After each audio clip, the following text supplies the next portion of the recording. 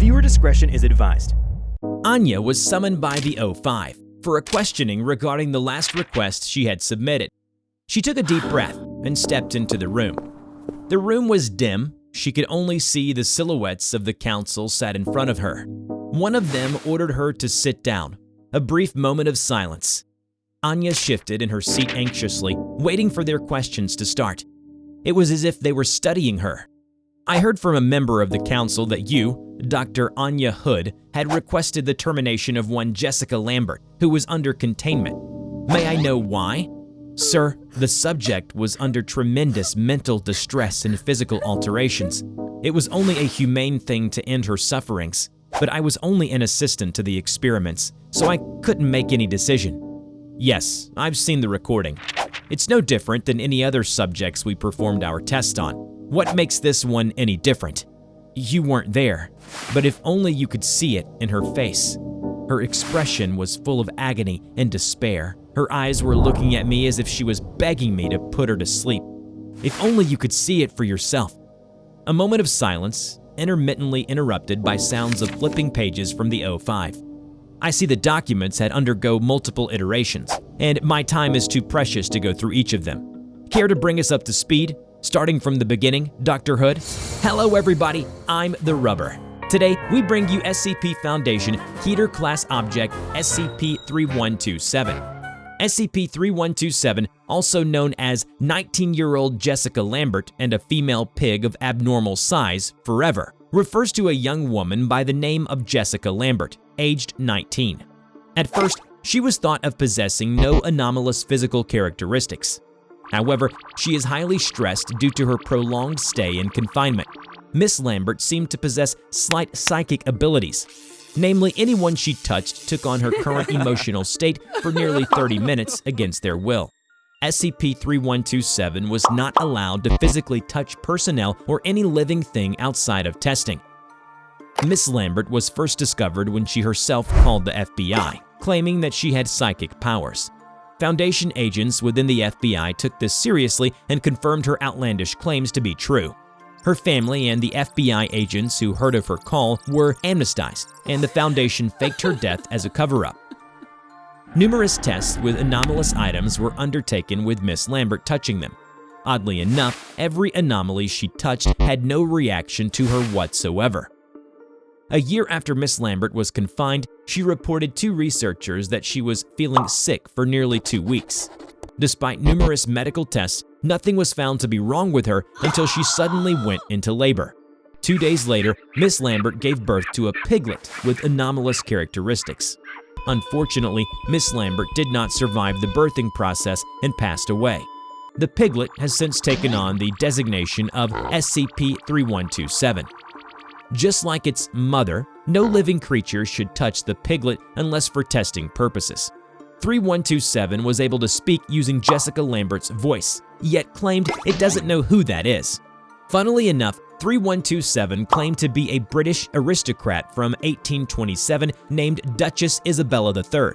After the Foundation looked into it, no individual bearing that name could be found, leading researchers to believe that 3127 is delusional.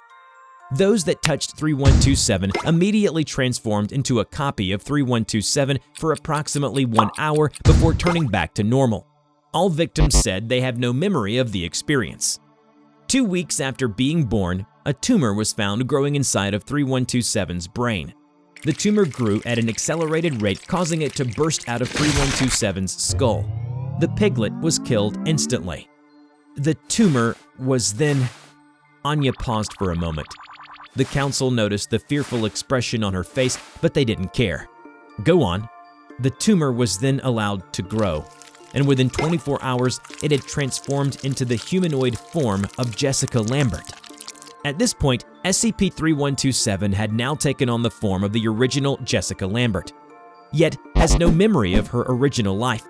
Instead, now called herself Isabella Stanford, a pig farmer from 1827. It was then discovered during a routine medical examination that 3127's body is full of pigs of varying sizes, and she possessed no internal organs. Despite this, she behaved like a normal human.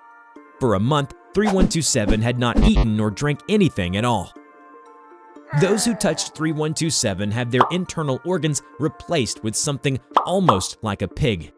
As expected, those in this state die nearly immediately, as they do not possess the secondary ability to survive such a transformation. With a better grasp on the anomalous nature of 3127, I expect 3127 to alter itself once again in the near future. How that will happen is unknown, but I've ordered everyone to make sure 3127 is as comfortable as possible to prevent it from occurring. Just as I predicted, 3127 started to feel sick just as the original 3127 did. Hours later, all of the pig-like organisms burst free from 3127's body. All the pigs then merged together into a larger anomalous pig-like creature and was subsequently given the title of SCP-3127. I call this cycle of death and rebirth a Marcus event. This iteration of 3127 now took the form of a large, sapient female pig. Just as before, this pig is able to speak by using the voice of Jessica Lambert.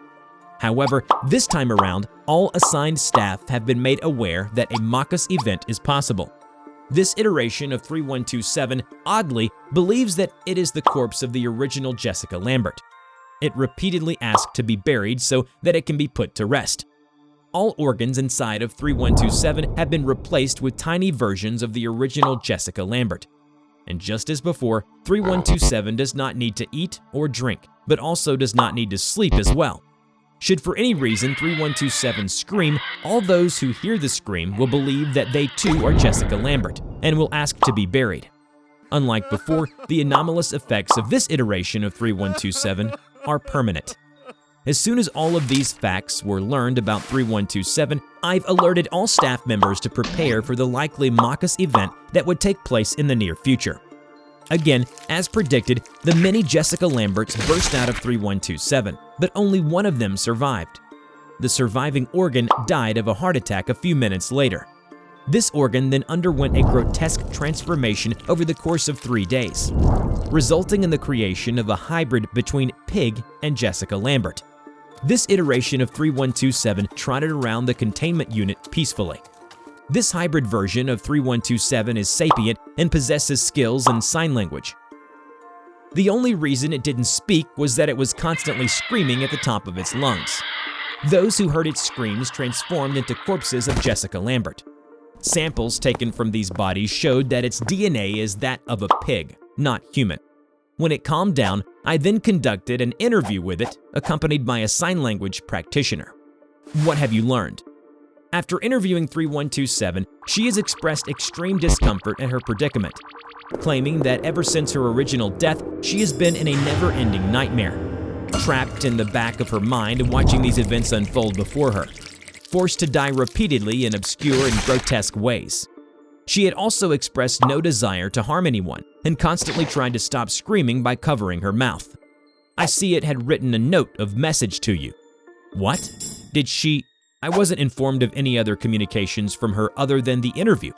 It was included right here, under Advisory 1.0. Would you like for me to read it out for you? Yes, if you'd be so kind. It reads, quote, "Please read this and really do what it says, okay?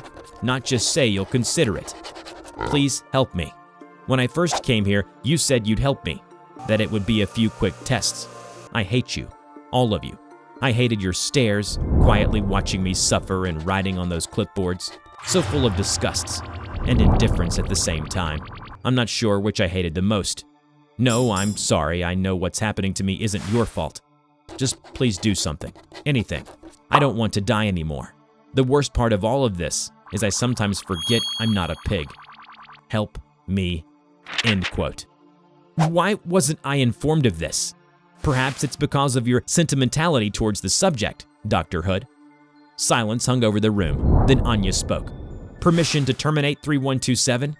It has suffered enough. We will transfer it to Research Installation 33. With more technological and anomalous resources, 3127 could potentially be cured, and all future Marcus events prevented. Is that clear? Yes, understood. Upon its arrival at the facility, the place transformed into a colossal domestic pig, becoming the latest iteration of 3127. It did not move, it did not sleep, eat, or drink.